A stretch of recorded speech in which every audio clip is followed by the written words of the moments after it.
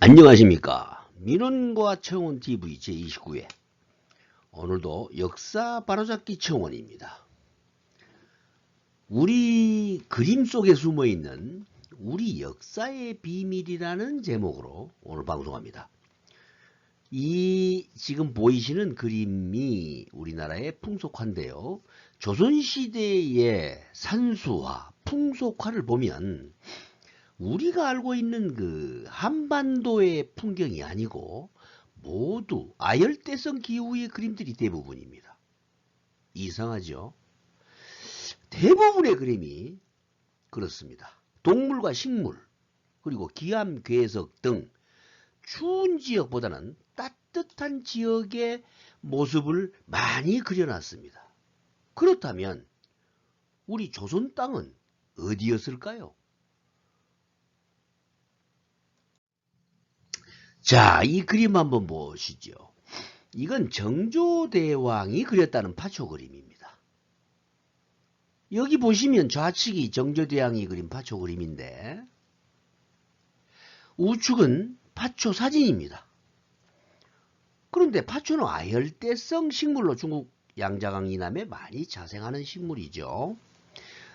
만약에 정조시대에 우리나라에서 파초를 길렀다면 온실 아니면 거의 자랄 수가 없습니다. 죽습니다. 겨울에 죽어요. 그런데 이 조선시대 그림에 파초 그림이 굉장히 많습니다. 지금부터 한번 보시죠. 자, 이건 이제 김홍도가 초원 심영도라고 그린 파초 그림인데요. 자세히 보시면 파초 크기가 꽤 큽니다. 그리고 파초 옆에 사슴이 한 마리 앉아 있죠. 이것을 좀 그림 설명을 해보면 파초가 짙푸른 은사의 마당에서 동자가 차를 끓이고 있다 라는 그림의 풍경이고, 그 그림을 자세히 보면 그 화로가 칠화로인데 거기에 무쇠 다관을 올려놓고 쪼그리고 앉아서 부채질을 하며 숯불을 피우고 있습니다. 그리고 파초 밑에 보면 그저 마당에 돌멩이 위에 걸친 그런 나무판을 올려가지고 그런 그 질박한 그 서탁을 만들어 놓고 그 위에 이 선비의 조촐한 살림을 얹어놨습니다. 거기 보면 책이 한 2권 있고 작은 원형의 그 벼루가 하나 있고 몽당먹이 있고, 그다음에 볼품없는 족자가 이렇게 한 3개 이렇게 묶여 있죠. 그리고 줄 없는 검은고가 놓여 있네요. 그림 그리려고 일부러 이렇게 놓고 그린 것 같아요. 그리고 투박한 찻잔 3개가 아무렇게나 놓여 있습니다.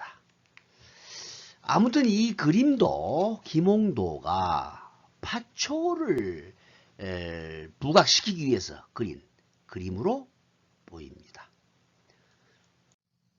자, 이것도 김홍도의 그 월화치생도인데요. 이 그 월화치생도라는 것은 달빛 아래에서 생이라는 악기를 불고 있는 그림입니다.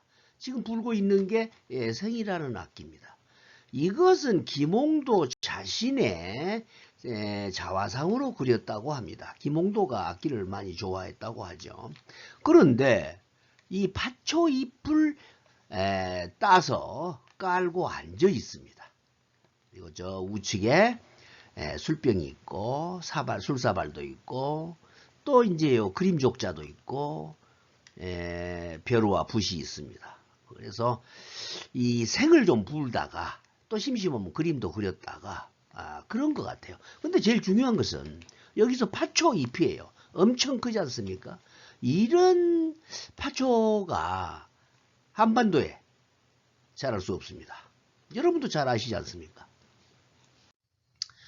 그리고 이것은 이제 또 김홍도가 그린 그 비파를 켜는 선비와 화병, 그 도자기들이 놓여 있는 이 선비의 취미 생활을 이렇게 보여준 그림으로 보이는데요. 여기도 보면 야자잎이 부채, 대용인지 그림을 그리기 위한 하나의 정물로 놓아뒀는지는 모르겠지만 파촌잎이 큰 게 하나 있습니다. 그리고 화병에는 보면은 산호가 있죠. 산호를 꼽아놨네요. 그러면서 비파를 키고 있습니다.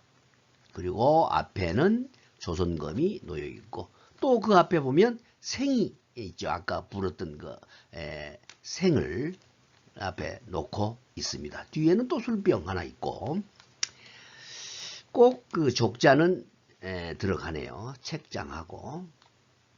그런데 문제는 우리나라의 조선의 그 3대 현악기는 가야금, 거문고, 향비파라고 여러분들 학교 다닐 때 배웠을 겁니다. 근데 향비파 여러분들 지금 우리 악기로 별로 볼 수 없죠. 이상하지 않습니까?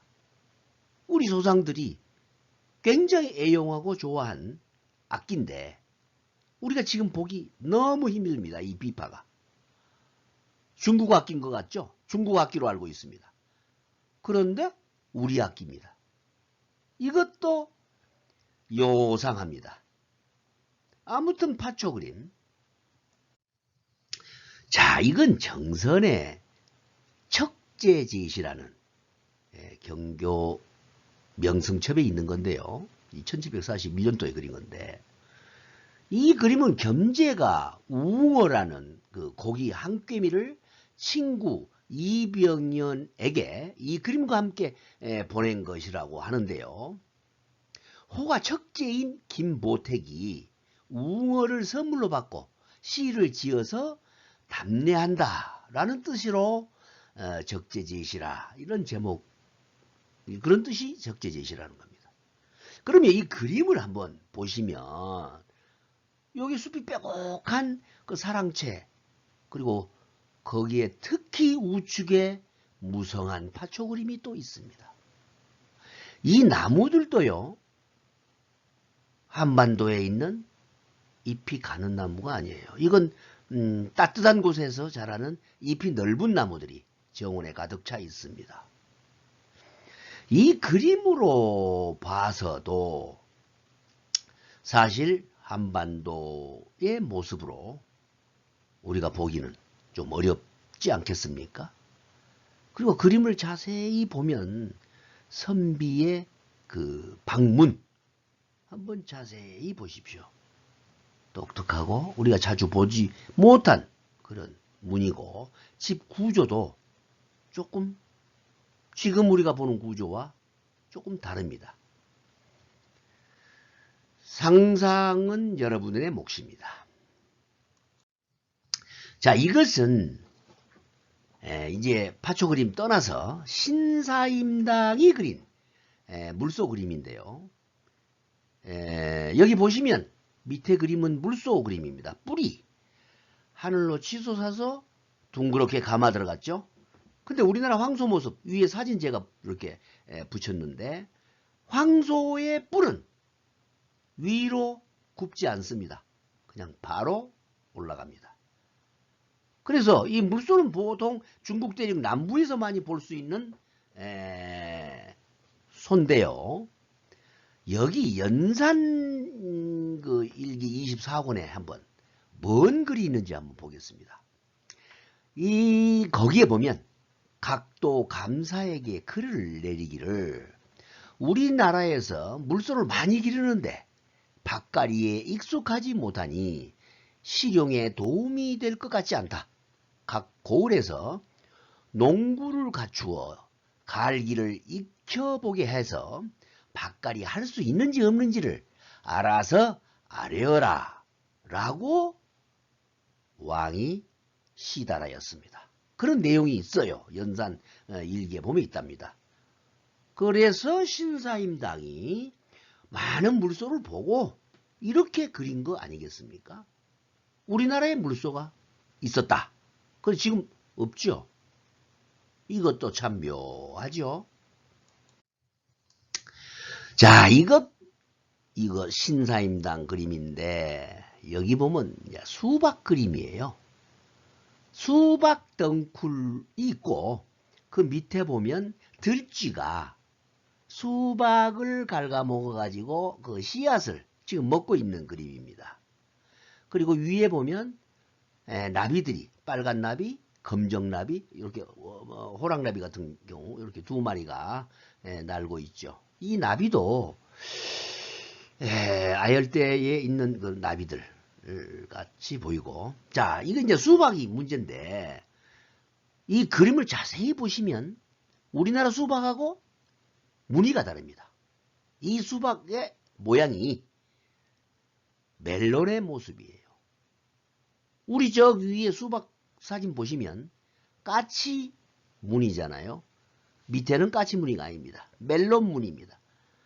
그리고 신사임당이 그린 거 보시면 이 무늬가 엄청 정교합니다. 이건 보지 않고는 이렇게 정교하게 그릴 수가 없어요.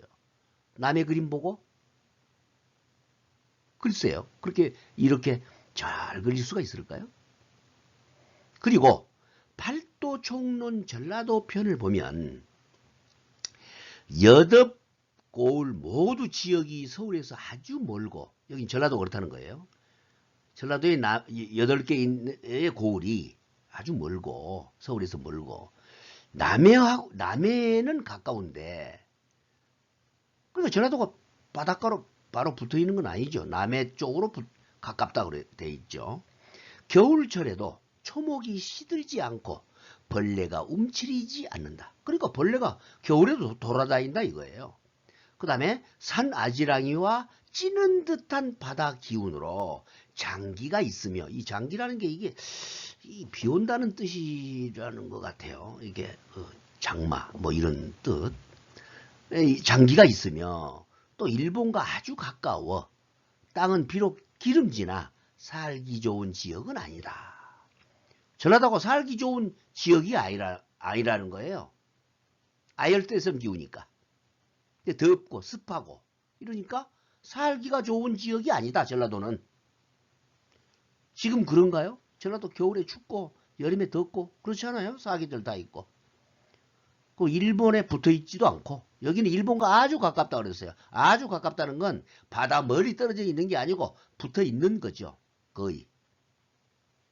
이것도 좀 여러분들이 상상해 보세요. 왜 이런 그림을 신사임당이 그렸나? 그 유명한 5만원짜리에 있는 신사임당께서 멜론 그림을 그렸습니다.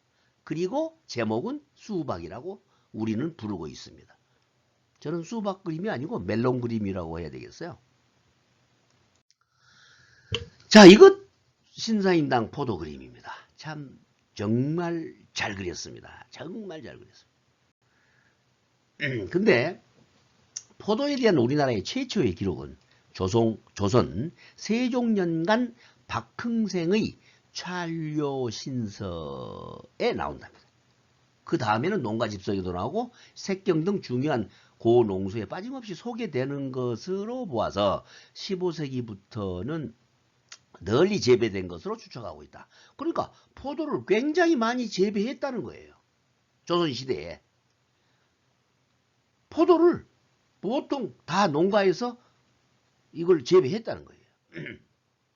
그런데 한반도의 포도 재배 기록은 서울 용산신학교 주교관으로 있던 미텔 주교의 일기를 보면, 한글로 그걸 번역해 놓은 걸 보면 1894년 3월 25일 중국 천진에서 생송씨가 보내준 42그루의 포도나무를 르페브르 씨가 가지고 왔다는 내용이 있고, 그해 3월 29일 생송씨가 보내준 포도나무를 안성에 있는 주교관 농장에 심었다라는 기록이 있다고 그래요. 그 이전에는 포도가 없는 거예요. 우리나라에, 우리 한반도에. 그런데 조선실록, 조선의 그런 그 옛날 그 농서에는 포도가 널리 재배되어 있었다. 근데 한반도에는 포도가 없어요. 어떻게 된 이야기일까요? 이게 1894년쯤에 우리나라에 포도가 널리 있으면 굳이 중국 천진에서 가져올 필요가 있을까요? 이걸? 널리 깔렸는데 그냥 옆에 동네 가서 가져와서 심으면 되지.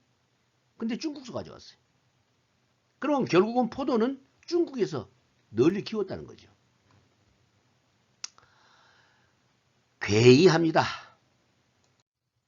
자, 그래서 이제 사료를 좀 보면 여덟고을은 모두 지역이 서울에서 아주 멀고 남해와 가까워 겨울철 초목시들자가 아까 이제 팔도총론의 전라도 편 제가 읽어드린 거고, 그 다음에 우리 조선 민요 심청가 배경을 보면 모두 대륙의 양자강, 호남성의 동정호 주변을 그 배경으로 해서 심청가를 만들었습니다.